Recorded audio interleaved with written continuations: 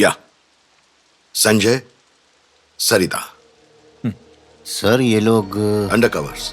Originally ये दोनों पति पत्नी हैं। Take your seat Pratap. Thank you sir. CI Pratap, जानते हो इन्हें? मिल चुके हैं सर।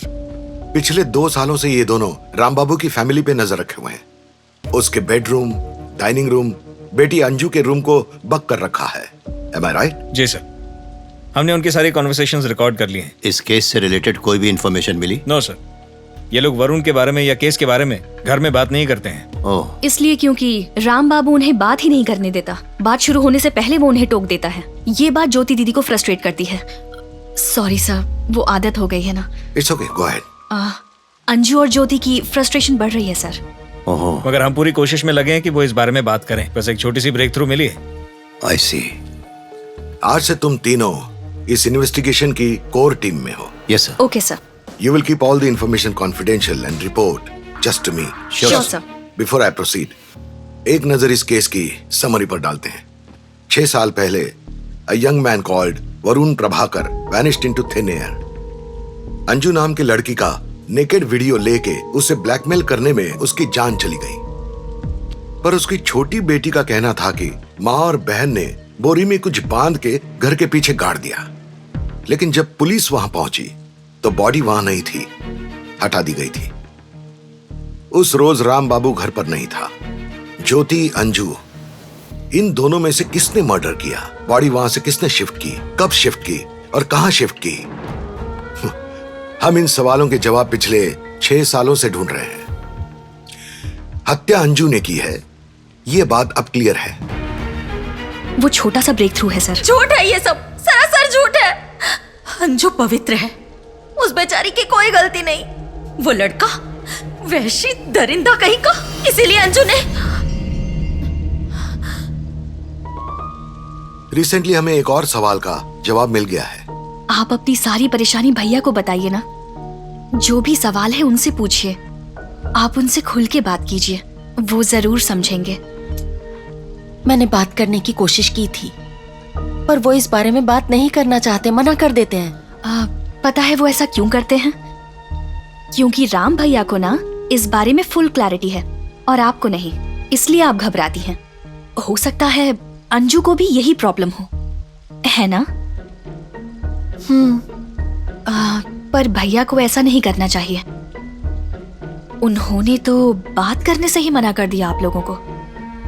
जब तक आप लोग बात नहीं करेंगे तब तक एक दूसरे को समझेंगे कैसे? मैंने तो लोगों को बात करते सुना है कि जब तक बॉडी नहीं मिल जाती पुलिस आप लोगों को हाथ भी नहीं लगा सकती। तो फिर आपको घबराने की क्या जरूरत है? कहीं आपको ये तो डर नहीं कि अनु ने उस दिन उन लोगों को बता दिया हो कि बॉडी कहाँ है? नहीं, मुझे इस बात का डर नहीं। हमें तो बिना बताए ही उस रात को उन्होंने बॉडी वहां से हटा दी थी। इन्होंने कहा कि बेहतर यही है कि हमें ना पता चले बॉडी कहाँ है। सो फार हमारे पास यही इंफॉर्मेशन है। कोर्ट से परमिशन लेके 2 बार तो हम उन्हें इंट्रोगेट कर चुके हैं, पर कोई रिजल्ट नहीं। बिना सॉलिड प्रूफ के हम उन्हें टच भी नहीं कर सकते। कोर्ट ने ऐसी स्ट्रांग वार्निंग दी है। हम लोग तो पब्लिक और मीडिया की नजरों में पहले से ही जोकर्स हैं।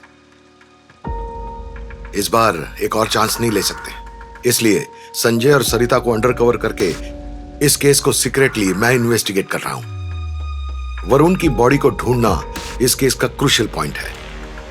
मर्डर करने के नेक्स्ट डे राम बाबू ने उस बॉडी को कहां शिफ्ट किया, अगर हम ये पता लगा लें तो ये केस स्ट्रांग बन सकता है। क्या हम यकीन कर सकते हैं कि बॉडी नेक्स्ट डे शिफ्ट हुई है सर? लगता तो है। ह्यूमन बॉडी रिमेन्स मिट्टी में होंगे, इसी चांस को वेरीफाई करने के लिए उस रोज मैंने मिट्टी को एग्जामिन करवाया था। Not even a single trace was found. फिर इस केस में नेक्स्ट डे ही बॉडी शिफ्ट की गई, इस बात की क्या इंपॉर्टेंस? वो डेट अगस्त 3rd। सब ध्यान से सुनना। Yes yes sir. 2 अगस्त वरुण का मर्डर इस रात को किया गया। राम बाबू की फैमिली विजयनगर साई मंदिर प्रवचन सुनने के लिए गई थी। ऐसी कहानी उन्होंने रिक्रिएट की। 2 अगस्त की रात को वरुण की बॉडी मां बेटी ने मिलकर दफना दी। नेक्स्ट डे राम बाबू वरुण की कार में विजयनगर होते हुए देवरपल्ली ताला पहुंचा और वहां गाड़ी डुबा दी। फिर वो विजयनगर पहुंचा, वहां से होटल बिल्स लिए और थिएटर टिकट्स ली और फिर शाम को आरटीसी बस पकड़ के रात को 9 बजे वो अपने घर पहुंच गया। और फिर रात को जब सब सो गए तब उसने बॉडी को वहां से निकाला और शिफ्ट कर दिया।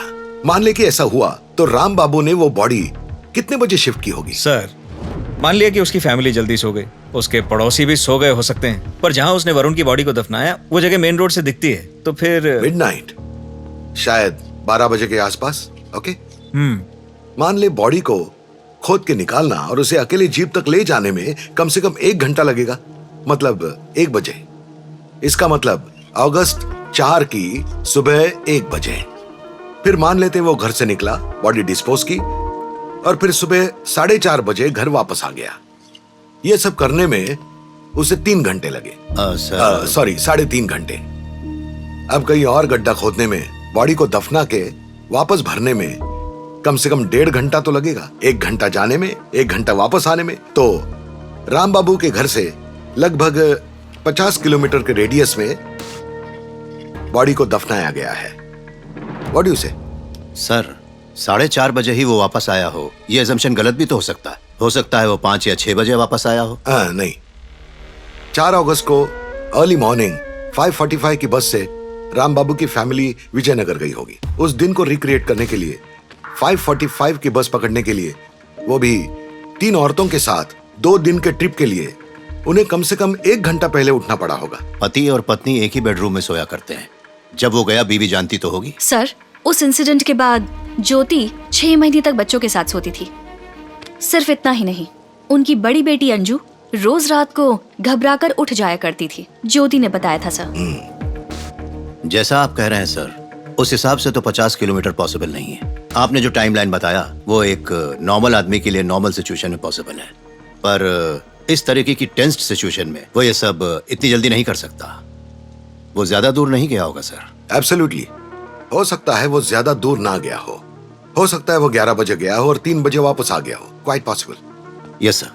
सर, उस रात राम बाबू की मूवमेंट्स की इंक्वायरी हुई थी? या हमने की थी, लेकिन कोई रिजल्ट नहीं। तब हमारे पास स्पेसिफिक डेट नहीं थी। उन दिनों राम बाबू को केबल रिपेयर के लिए कई लोगों ने रात को आते जाते देखा था। अब we have a solid date. Pratap ji, अपनी इन्वेस्टिगेशन सीक्रेटली जारी रखो sir. In the meanwhile you two push Jyoti hard. Sure sir. इस वक्त राम बाबू का पूरा फोकस सिर्फ उसकी फिल्म के ऊपर है। उसका ओवर कॉन्फिडेंस 7वें आसमान पर है, जो एक्चुअली हमारे लिए एडवांटेज है। इससे पहले कि वो अपनी फिल्म बनाए, हम उसे फिल्म दिखाएंगे। हाँ, मैंने भी फिल्म देख ली है। प्रीव्यू पूछ मत यार, बकवास। अरे स्क्रीन प्ले में कोई लॉजिक ही नहीं था। मुझे मिल जाए ना तो शक्ल बिगाड़ दूं उसकी। डायरेक्शन मैं उससे अच्छा डायरेक्शन कर लूं। हेलो हेलो, हाँ, फोन ही काट दिया। मुझे फिल्म के बारे में सिखा रहा था। भैया अमेरिका वाले पार्टी से मेरी बात हुई। को प्रोड्यूसर बनने में उसका इंटरेस्ट है। उसने मुझसे कहा कि वो खुद आपसे बात करेगा। फाइनली मेरे जीने का मकसद पूरा हो रहा है। मेरा बिगेस्ट ड्रीम बहुत जल्द पूरा होने वाला है। तुम ग्रेट हो भैया, ग्रेट ही हो। राजू, अगर मनुष्य सच्चे दिल से किसी चीज को पाने की कोशिश करे ना, तो वो कुछ भी पा सकता है। मैं खुद उसका एक एग्जाम्पल हूं। करेक्ट है भैया, पर इंडस्ट्री में सक्सेस होने के लिए टैलेंट नहीं, लग जरूरी है। यही तो तुम्हारी प्रॉब्लम है, नेगेटिव थिंकिंग। इससे नेगेटिविटी अट्रैक्ट होती है। तुम नेगेटिव हो इसलिए नाइट ड्यूटी पर हो। अगर तुम पॉजिटिव होते तो नाइट में शूट कर रहे होते। पॉजिटिव रहना सीखो यार, फिर देखना सब पॉजिटिव होगा। अब तुम देखते रहो, पूरी इंडस्ट्री पर राज करूंगा मैं। समझे?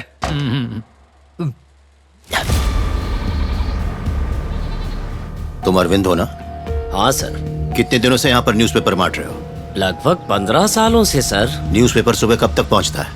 अर्ली मॉर्निंग 3 बजे तक टाउन पहुँचता है। उसके बाद मेरे लड़के बारी बारी से घरों में डिस्ट्रीब्यूट करते हैं सर। अगस्त 2014 में जो भी लड़के पेपर बांटते थे, उनके नाम, एड्रेस और नंबर मुझे चाहिए। Okay sir.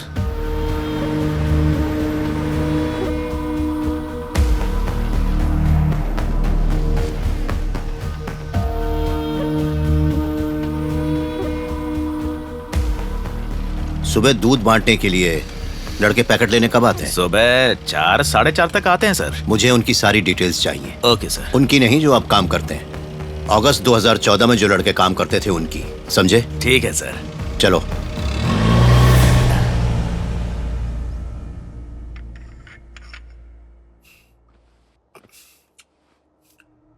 लोग ठीक से कॉपरेट कर रहे हैं ना? जी हाँ सर, पूरी तरह से कर रहे हैं। गुड। 6 साल पहले राम बाबू के लिए इस गांव में सिंपथी थी। वीरभद्र नाम के कांस्टेबल ने राम बाबू की छोटी बेटी पर हाथ उठाया था। उस वक्त पब्लिक में गुस्सा था। इन्वेस्टिगेशन में एक आदमी ने भी कॉपरेट नहीं किया था। Now this is a good sign. इसका कारण लोगों की जलन है सर। राम बाबू की कामयाबी किसी को हजम नहीं हो रही।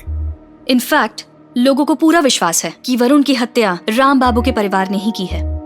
6 साल पहले जो कुछ भी हुआ था, आपको लगता है लोगों को याद होगा? शायद नहीं। ट्राई करते हैं, हो सकता है किसी को कुछ याद हो। माँ, अब तुम बस भी करो ना। पर तू है कहाँ? मैं अपने दोस्त रवि के घर पे हूँ। उससे नौकरी की बात की? अरे हाँ माँ, बात की ना मैंने, तो उसने कहा वो मेरे लिए काम देखेगा। ठीक है बेटा। हाँ।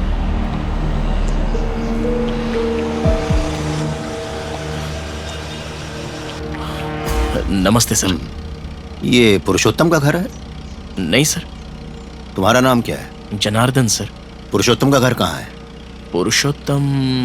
अरे वही आदमी जो न्यूज़पेपर डाला करता था। ओहो। एक्सीडेंट हो गया था उसका। पुरुषोत्तम नायडू। हाँ वही। हाँ, वो यहाँ से 1 2 3 चौथी लेन में सर, उल्टे हाथ पे तीसरा घर है। चलो। कुछ मिला? कुछ नहीं सर, सारे पेपर वालों से बात कर ली, दूध वालों से भी बात कर ली। सब कह रहे हैं कुछ याद नहीं। सब कुछ ट्राई कर लिया सर, नो रिजल्ट्स। हाँ, बस एक सोर्स बचा है सर। उस दिन राम बाबू के घर के पास एक वेडिंग रिसेप्शन चल रहा था सर। तुमने डिटेल्स लिए? Yes sir. जी, गेस्ट लिस्ट ले ली थी। कुछ 120 लोग रिसेप्शन में आए थे। Yes sir. Take a look. मैं इंक्वायरी कर रहा हूँ sir. I am on it sir. Yes sir.